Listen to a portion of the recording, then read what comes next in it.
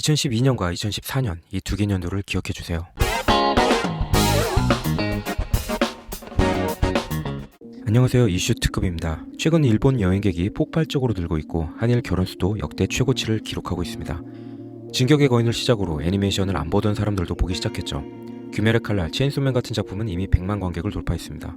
하지만 이런 가까운 분위기 속에서도 우리 마음속에는 여전히 일본의 과거사가 용서되기 어려운 부분이 남아있는데요. 예전부터 이런 생각이 들었습니다. 일본 여행을 가면 사람들은 친절하고 질서정연하고 참 착해 보입니다. 그런데 왜 그 시절엔 그렇게 미쳐 있었을까? 그리고 왜 지금의 일본 정부는 여전히 말도 안 되는 소리를 반복할까? 그리고 보통 사람들은 어떤 생각을 할까? 일본 최대 포털은 야후재팬입니다. 그구들이 모이는 니 채널이 아니더라도 야후재팬 댓글을 보다 보면 한국은 애들처럼 떼쓴다, 억지 부린다는 표현이 정말 자주 등장합니다. 또 떼쓰네 이런 댓글도 많죠. 그런데 떼를 쓴다는 말, 대체 언제부터 이렇게 쓰이게 된 걸까요? 오늘은 바로 그 이야기를 해보려 합니다. 중국에서는 최근 731 부대의 만행을 다룬 명화가 개봉해 역대 최고 흥행 기록을 세우고 있습니다. 그렇다면 일본은 731 부대를 어떻게 생각할까요? 한국 언론 보도만 보면 일본 전체가 이를 부정하는 것처럼 보입니다. 실제로는 어떨까요?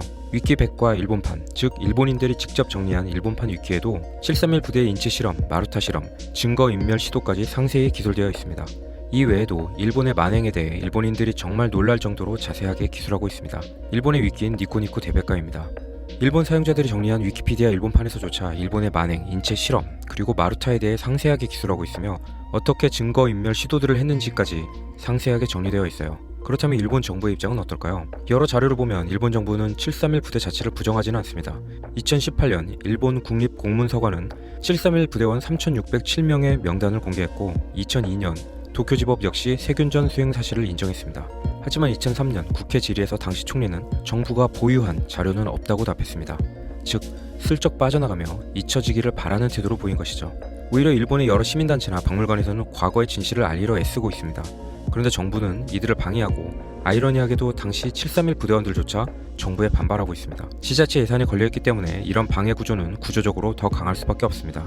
일본 정부의 대응 방향을 대표적으로 보여주는 예가 얼마 전 논란이었던 군마현의 조선인 추모비 철거 사건입니다. 사실 제 머릿속에 군마현은 길 가다 기타 칠 수 있는 사람 하고 기타를 주면 브로콜리 농업하는 분이 기타를 치고 주지 스님도 기타를 치고 판금 공장 사장님도 기타를 치고 주유소 사장님도 기타를 치고 몇 년에 한 번씩 보컬 500명, 기타 200명, 베이스 200명, 드럼 100명이 모여서 보위의 비블루를 한 자리에서 연주하는 락의 고장이었습니다. 이 이미지처럼 낙후된 지역의 대명사로 밈화되어 재미있는 이미지의 곳이었죠. 일본에는 약 160개 조선인 추모비가 있으며 거의 대부분이 지역 주민들이 동네에 있는 자료나 현장을 보고 양심의 가책을 느끼고 놀라서 함께 모여 시민단체를 만들고 추모비를 배운 형태입니다. 1995년 3월 25일 구마현에서는 전후 50년을 추궁하는 군마 시민행동위원회가 만들어집니다. 이 1995년의 일본은 지금과 많이 달랐습니다. 한국일보와 요미우리 신문은 1995년부터 한일 공동 여론조사라는 이름으로 한국과 일본에서 여론을 조사합니다. 당시 최근 한국에 관해 가장 많이 들었던 화제가 뭐냐는 물음에 대한 압도적인 답변이 위안부 문제, 그리고 일본이 한국의 식민 지배에 대해 제대로 사과했다고 생각하느냐는 물음에는 제대로 사과하지 않았다가 50% 이상 보상 배상을 해야 한다는 대답 비율도 절반에 가까웠습니다. 90년대 이런 시대적 상황이 왜 만들어졌는지는 잠시 후에 말씀드릴게요.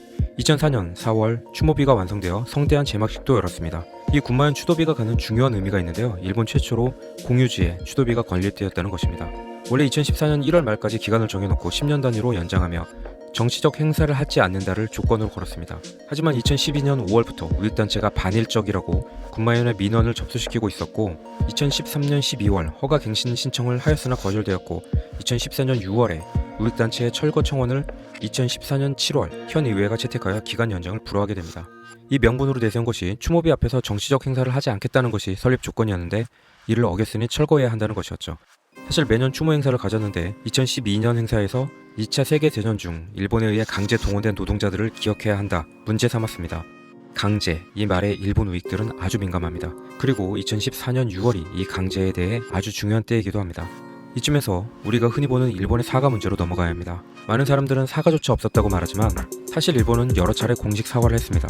1965년 한일협정부터 2010년 간 나오토 총리의 사과까지 무려 13차례 이상이 기록되어 있습니다.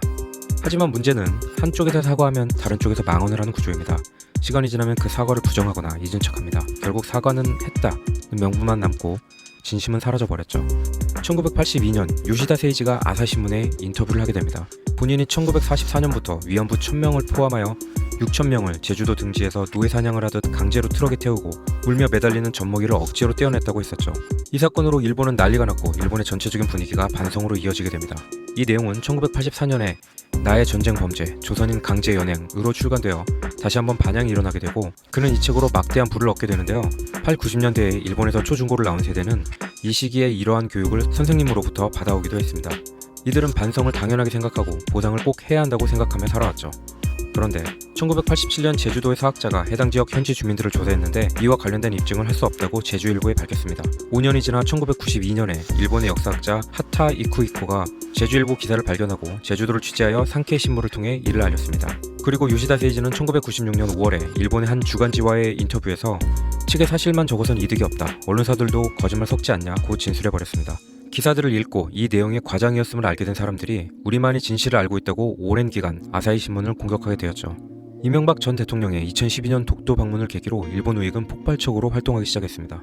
마침 그해 아베 신조가 총리에 취임했죠.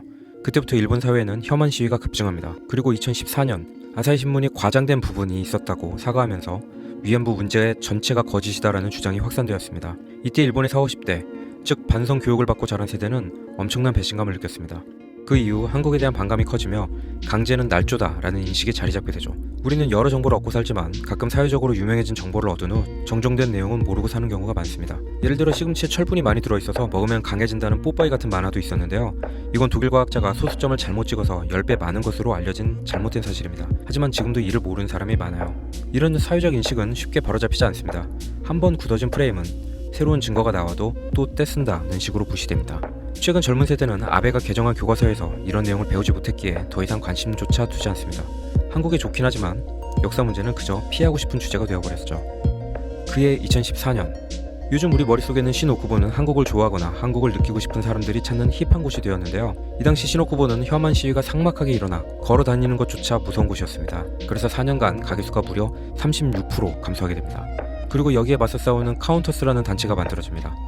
신오쿠보에 모여서 혐오 발언을 일삼던 제트회에 반대하여 만들어진 단체인데요. 이 카운터스의 활약은 영화화되기도 했지만 한국에서는 여러 이유로 상영이 중단되는 안타까운 일이 있었습니다. 이들의 오랜 힘겨운 활동으로 2016년에 혐오금지법이 입법되어 통과됩니다.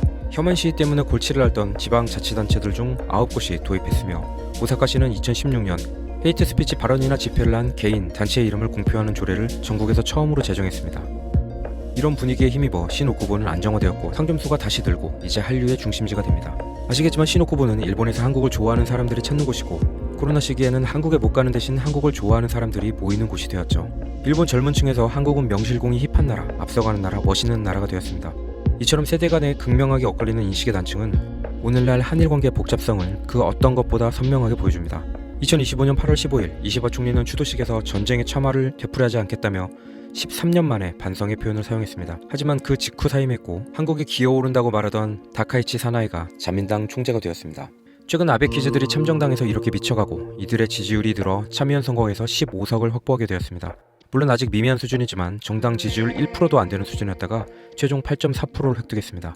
이 참정당의 구호들이 미친 수준이기 때문에 이들의 약진이 놀라운 결과이긴 하지만 한국에서 말하는 돌풍 수준까지는 아닙니다. 문제는 이들의 어이없는 소리에 아베 교과서로 공부해온 세대들이 귀를 기울이기 시작한다는 데 있죠. 지금의 일본은 무관심한 젊은 세대, 무관심하다가 참정당을 따라 극우가 되고 있는 젊은 세대, 기존의 극우 세력과 그들을 막으려는 시민단체, 이들이 서로 대립하고 다른 방향으로 나아가고 있습니다. 과연 일본은 앞으로 어떤 길을 걸을까요? 그리고 한일 관계는 어디로 향하게 될까요? 이슈특급이었습니다.